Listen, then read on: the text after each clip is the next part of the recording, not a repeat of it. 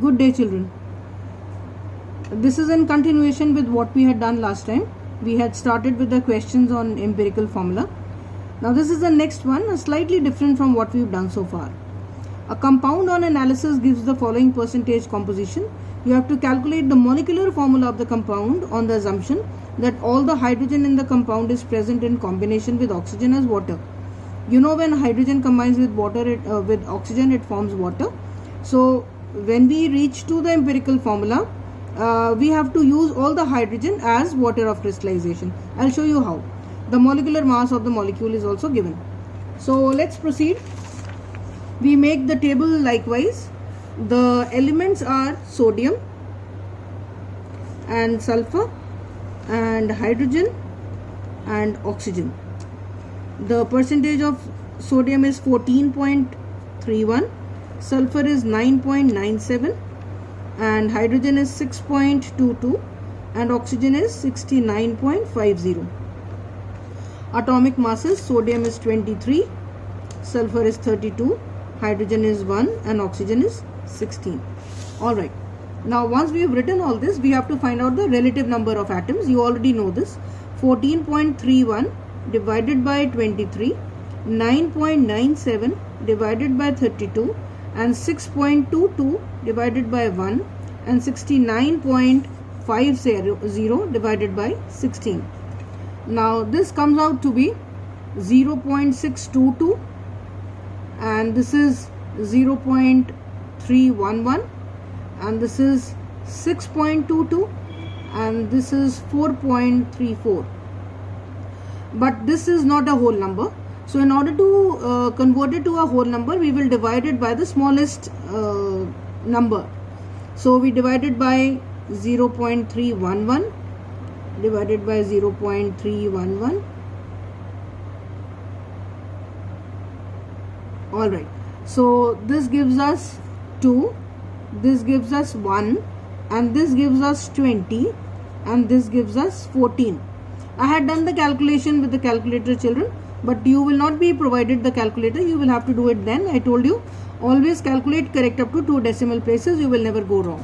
Alright, so anyway, the empirical formula becomes sodium, how many? 2, sulfur 1, hydrogen 20, and oxygen 14. This is the empirical formula. Now the question says that you have to calculate the molecular formula. You already know the system. You have to first calculate the empirical formula mass. Mass of sodium is 23, and there are 2 such atoms. You add the mass of sulfur, which is 32. You add the mass of hydrogen, which are 20 in number, and oxygen, which are 14 in number. Alright, so the molecular empirical formula mass comes out to be 322. I had calculated it earlier, so I am telling you. This comes out to be 322. Now the molecular mass which is given to us in the question is also 322.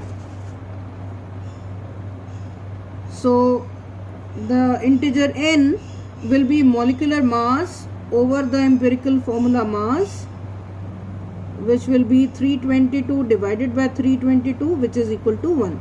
So that means molecular formula is also the same. Molecular formula is empirical formula into 1, so it is the same.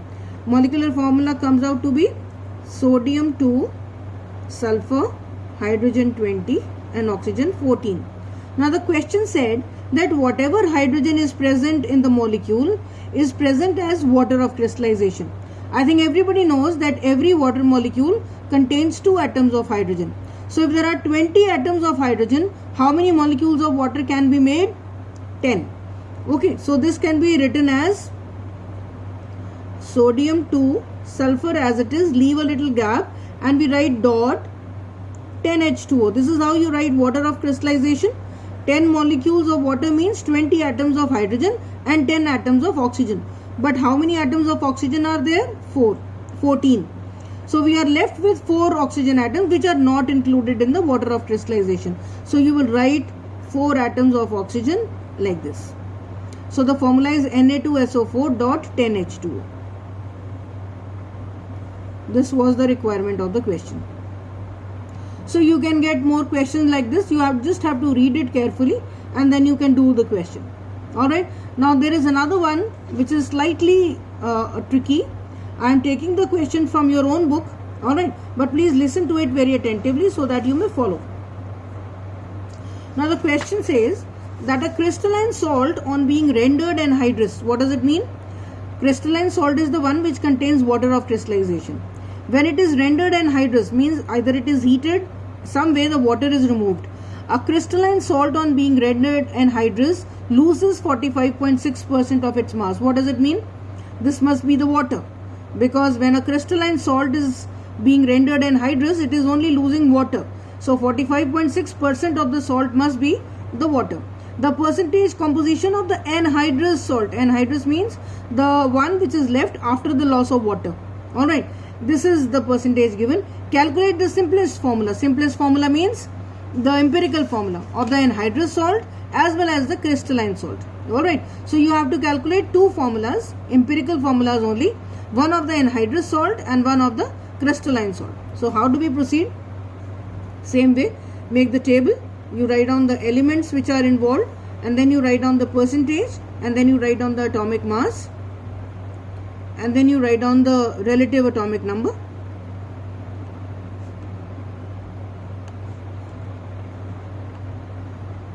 And then the simplest ratio.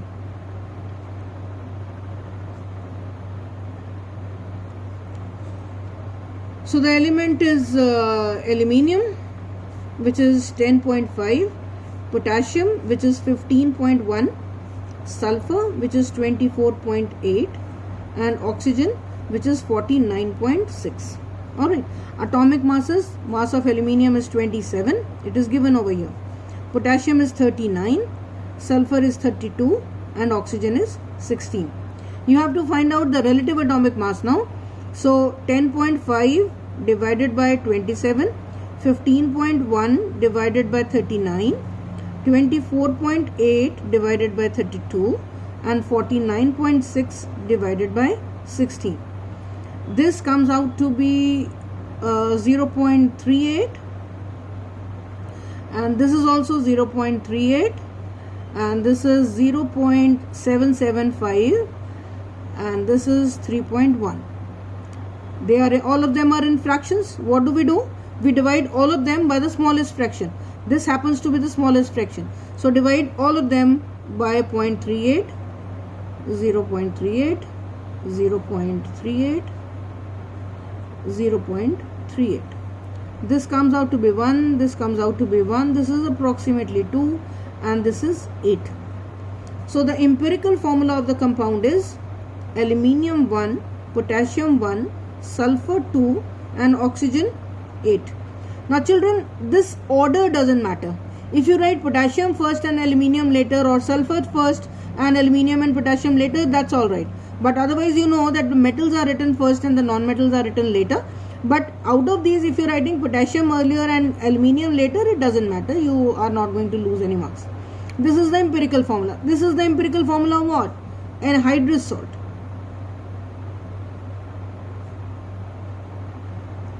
This is the formula of anhydrous salt, that means the one which has no water. Okay, now we have to calculate the empirical formula of the hydrated salt. This was A, and now we have to talk about the hydrated salt. Now, if the I told you the loss of water was 45.6%. So, if water was 45.6, anhydrous salt must be 100 minus 45.6, which comes out to be 54.4. I hope you follow. Once again, the salt is losing 45.6% of its mass when it is rendered anhydrous. That means this must be the mass of water. Now, since they have taken it in percentage, if water is 45.6 grams, then the total salt must be 100 grams. and out of 100 grams of, if 45.6 gram, which is the mass of water, is removed, we are left with anhydrous salt which is equal to 54.4 grams.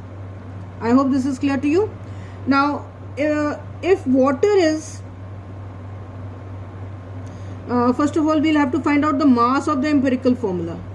This aluminium is 27 plus 39 plus 32 into 2 plus 16 into 8. This mass comes out to be 258.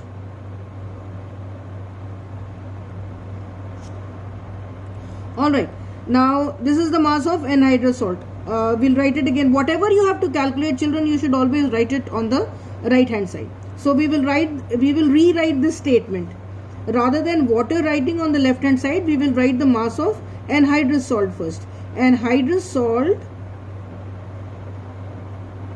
is 54.4 grams, then water is 45.6 grams. If anhydrous salt is 258 grams, if anhydrous salt weighs 258 grams, water will be 45.6 divided by 54.4 into 258. This will come out to be approximately 215.86. Alright, now what is this? This is the mass of water. This is the mass of water. But when you are writing the formula, is it that you write the mass of water? No, you write the number of water molecules. That means this mass has to be converted to the number of molecules. Now the mass of one molecule of water, is equal to 18. So how many molecules will be there in 215? You divide 215.86 by 18 and this will give you approximately 11.99, which is equal to 12. Okay, this is the number of water molecules. Now what is the empirical formula of crystalline salt? This is equal to the same as what you had written, this one, AlKS2O8 dot 12H2O. Alright, so this is the formula of the crystalline salt. All you have done is you've just calculated the number of molecules of water which are associated with this and added it the way you do it with putting a dot in between and then writing the number of water molecules. Well, this should be all for today, children. See you next time. Bless you all.